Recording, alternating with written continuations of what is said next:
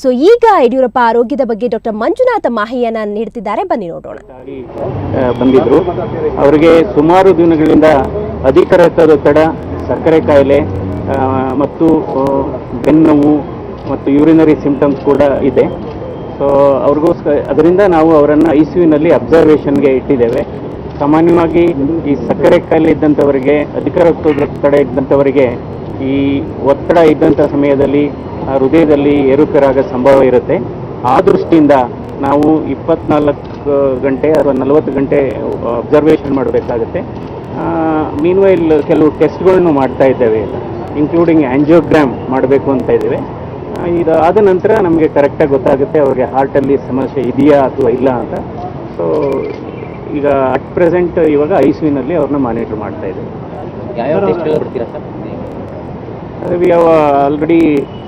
Already ECG ಮಾಡಿದ್ದೇವೆ, ಕೆಲವು ರಕ್ತ ಪರೀಕ್ಷೆಗಳನ್ನು ಮಾಡಿದ್ದೇವೆ, ಎಕೋ ಟೆಸ್ಟ್ ಕೂಡ ಮಾಡಿದ್ದೇವೆ. ಸೊ ನಂತರ ಇವತ್ತು ಅಥವಾ ನಾಳೆ ಒಂದು ಆಂಜಿಯೋಗ್ರಾಮ್ ಕೂಡ ಮಾಡಬೇಕು ಅಂತ ತೀರ್ಮಾನ ಮಾಡಿದ್ದೇವೆ. ಸೊ ಆಂಜಿಯೋಗ್ರಾಮ್ ಮಾಡಿದ ನಂತರ ಗೊತ್ತಾಗುತ್ತೆ.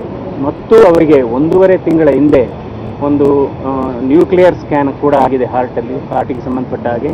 ಅದರಲ್ಲಿ ಸ್ವಲ್ಪ ವ್ಯತ್ಯಾಸ ಕೂಡ ಬಂದಿದೆ ಅಂತ ರಿಪೋರ್ಟ್ ಹೇಳುತ್ತೆ. ಅದರಿಂದ ಅವರನ್ನು ನಾವು ಸೂಕ್ಷ್ಮವಾಗಿ ನಾವು ಈ ICUನಲ್ಲಿ ಮಾನಿಟರ್ ಮಾಡೋ ಅವಶ್ಯಕತೆ ಇದೆ. ನ್ಯೂಕ್ಲಿಯರ್ ಸ್ಕ್ಯಾನು ಮಾಡುವ ಉದ್ದೇಶ ಈ ಸಕ್ಕರೆ ಕಾಯಿಲೆ ಇದ್ದವರಿಗೆ ಈ ಒತ್ತಡದ ಸಮಸ್ಯೆಗಳಿದ್ದಾಗ ಈ ಹೃದಯಘಾತಕ್ಕೆ ಸಂಬಂಧಪಟ್ಟ ಸಮಸ್ಯೆಗಳು ಬರೋ ಸಾಧ್ಯತೆ ಇರುತ್ತೆ. ಅದರಿಂದ ನಾವು ಈ ನ್ಯೂಕ್ಲಿಯರ್ ಸ್ಕ್ಯಾನ್ ಮಾಡಿದರೆ ಹೃದಯಕ್ಕೆ ರಕ್ತ ಚಲನೆ ಸರಿಯಾಗಿದೆಯಾ ಇಲ್ವಾ ಅಂತ ಗೊತ್ತಾಗುತ್ತೆ. ಸೊ ನ್ಯೂಕ್ಲಿಯರ್ ಸ್ಕ್ಯಾನ್ ಪ್ರಕಾರ ಸ್ವಲ್ಪ ವ್ಯತ್ಯಾಸ ಇದೆ. ಹೃದಯದ ಕೆಳಭಾಗದಲ್ಲಿ ಬ್ಲಡ್ ಸರ್ಕ್ಯುಲೇಷನ್ ಸ್ವಲ್ಪ ಪ್ರಾಬ್ಲಮ್ ಇದೆ ಅಂತ ಆ ರಿಪೋರ್ಟ್ ಹೇಳುತ್ತೆ. ಅದನ್ನು ನಾವು ಫರ್ದರ್ ಕನ್ಫರ್ಮ್ ಮಾಡಲಿಕ್ಕೆ ಈ ಒಂದು ಆಂಜಿಯೋಗ್ರಾಮ್ ಪ್ರೊಸೀಜರ್ನ ಮಾಡಿ.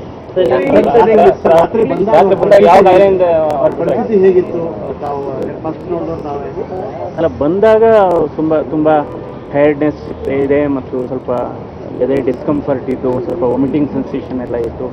ಸೊ ಆಮೇಲೆ BP ಕೂಡ ಇತ್ತು. It was almost 180-100 blood pressure ಇತ್ತು. ಮತ್ತು ಬಹಳ ಮುಖ್ಯವಾದದ್ದು, ನಾವು ಈ ಥರ ಇದ್ದಾಗ ಹಲವಾರು ಸಮಸ್ಯೆಗಳಿದೆ. ಅವರಿಗೆ ಸಕ್ಕರೆ ಕಾಯಿಲೆ ಇದೆ, ಅಧಿಕ ರಕ್ತದ ಒತ್ತಡ ಇದೆ, ಮತ್ತು ಬ್ರೈನ್ಗೂ ಕೂಡ ಸ್ವಲ್ಪ ಹಿಂದೆ ಒಂದು ತೊಂದರೆ ಆಗಿದೆ, ಸಣ್ಣದಾಗಿ ಅಗಸ್ಟಲ್ಲಿ.